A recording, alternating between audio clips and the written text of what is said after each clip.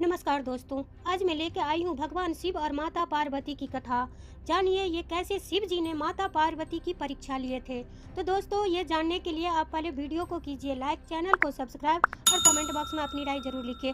और दोस्तों, अंत तक सुनिए तो आपको पता चलेगा कि शिव जी ने माता पार्वती की परीक्षा कैसे लिए थे। तो दोस्तों, चलते हैं कहानी की ओर। महाशिवरात्रि का पर्व भगवान शिव और माता पार्वती की पूजा का दिन है।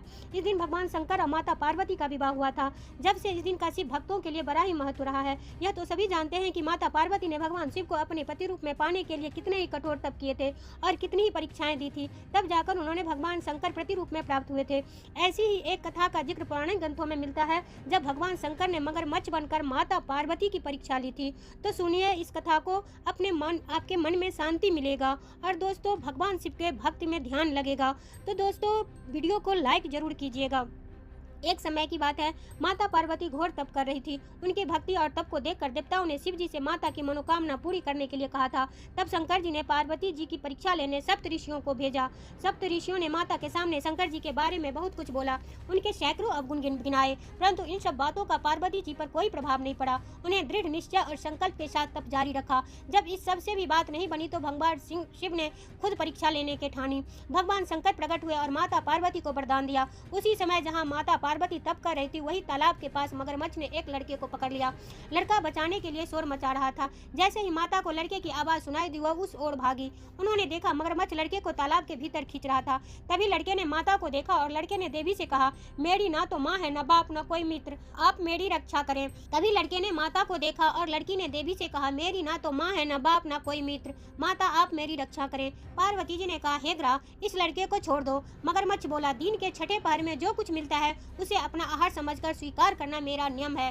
ब्रह्मदेव ने दिन के छठे पर इस लड़के को भेजा है, मैं इसे क्यों छोड़ूं?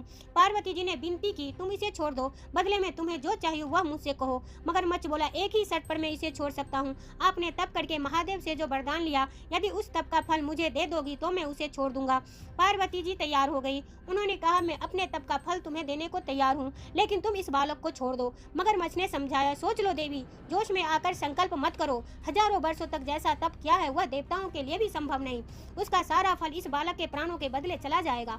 पार्वती जी ने कहा, मेरा निश्चय पक्का है, मैं तुम्हें अपने तप का फल देती हूँ, तुम इसका जीवन दे दो। मगरमच्छ ने पार्वती से तप दान करने का संकल्प करवाया। तप का दान होते ही मगरमच्छ का देह तेज से चमकने लगा। मगर बोला, हे पार्वती, देखो तप के प्रभाव से मैं तेजस्वी बन गया हूँ। तुमने जीवन भर की पूंजी एक बच्चे के लिए व्यर्थ कर दी। चाहे तो अपनी भूल सुधारने का एक मौका और दे सकता हूँ। पार्वती जी ने कहा, हे ग्रह, तब तो मैं पुनः कर सकती हूँ, किंतु यदि तुम इस लड़के को निगल जाते तो क्या इसका जीवन वापस मिल जाता?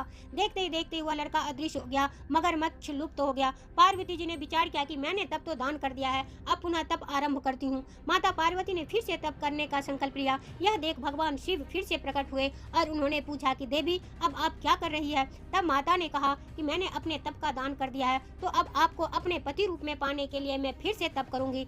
जब महादेव ने कहा कि उस बालक और मगरमच्छ के रूप में मैं ही था, आपने अपने तप का दान मुझे ही किया है, तो मैं बस तुम्हारी परीक्षा ले रहा था कि तुम्हारा चित्त प्राणी मात्र में सुख दुख का अनुभव करता है या नहीं, इसलिए अभी तुम्हें पुनः तप करने का आवश्यकता नहीं है।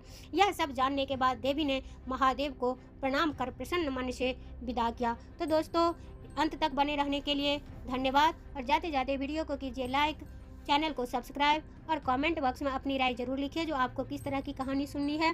और दोस्तों, अपने दोस्तों से ऐसे कहानी को जरूर शेयर कीजिए। धन्यवाद दोस्तों।